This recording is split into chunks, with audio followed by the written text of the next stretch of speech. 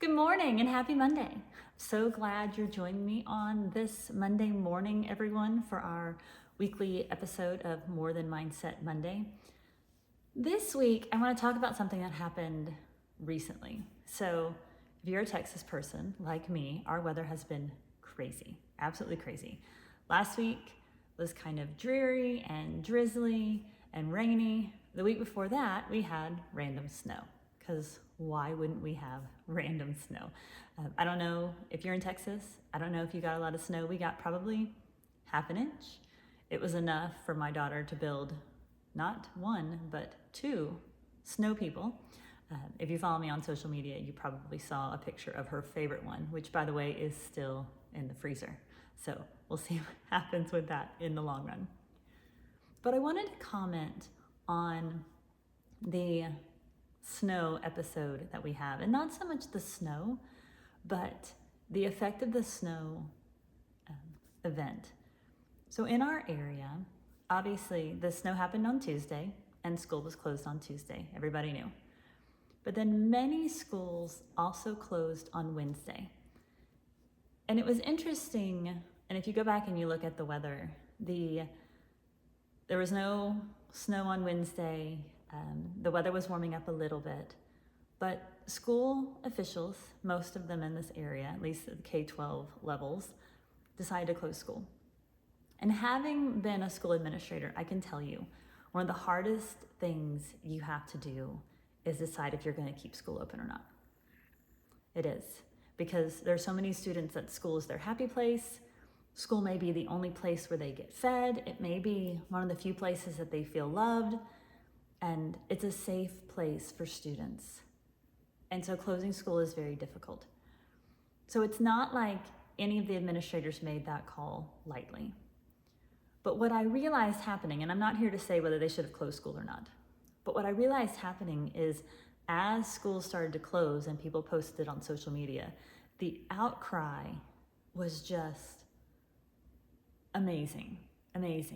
People frustrated, people angry, people upset about school being closed with comments like, there's no snow on the ground, the roads are fine, all of those things. And I'm not here to judge any of those comments because many of us are in different life situations. My daughter actually went to school with me that day because I had to teach, so I couldn't stay home with her. So I recognize when your child does not go to school, it creates a lot of other levels.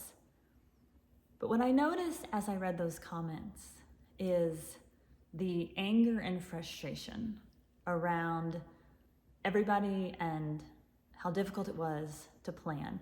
And so it made me think of three things that I wanted to share with all of us, because social media is such a part of most of our lives. Not everybody, but most of our lives. And it can become this sort of mob mentality, which is not necessarily a bad thing, because you can get support from people and you can get encouragement from people. And when social media is used well, it is amazing.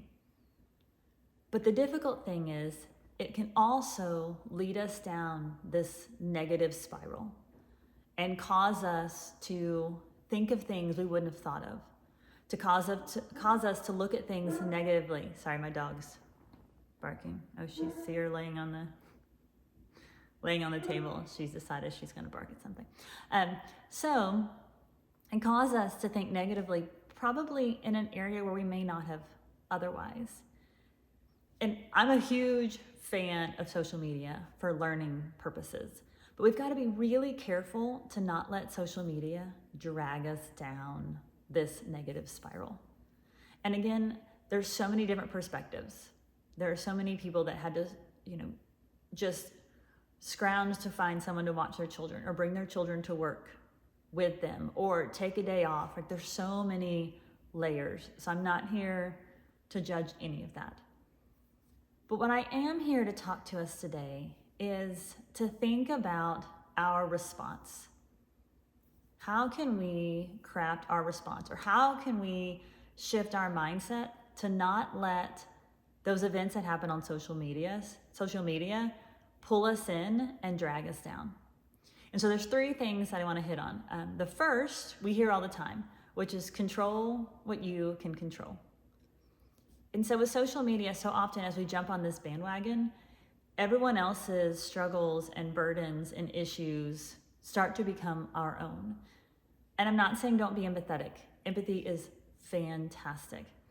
But what I am saying is in those moments when you don't understand why school officials close school, or you don't understand what the other aspects, the other elements are that went in any decision that you are concerned about, stop and think about the fact that there are probably 100 different aspects, different considerations that you don't even know about and you don't want to know about.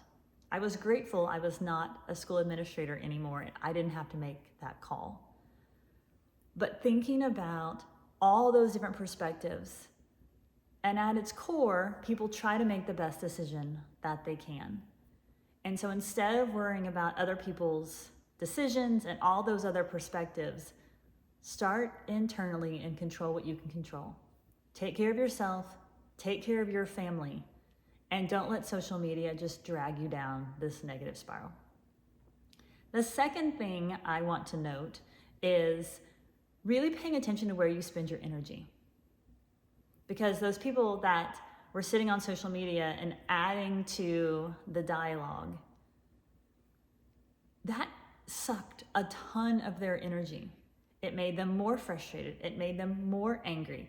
As the conversations continued over and over and over again, the energy that we expend when we are worried about someone or we are worried about something just compounds as everybody adds their comments. So really think about where you spend your energy. Do you want to spend your energy on social media complaining about things that you can't control anyway?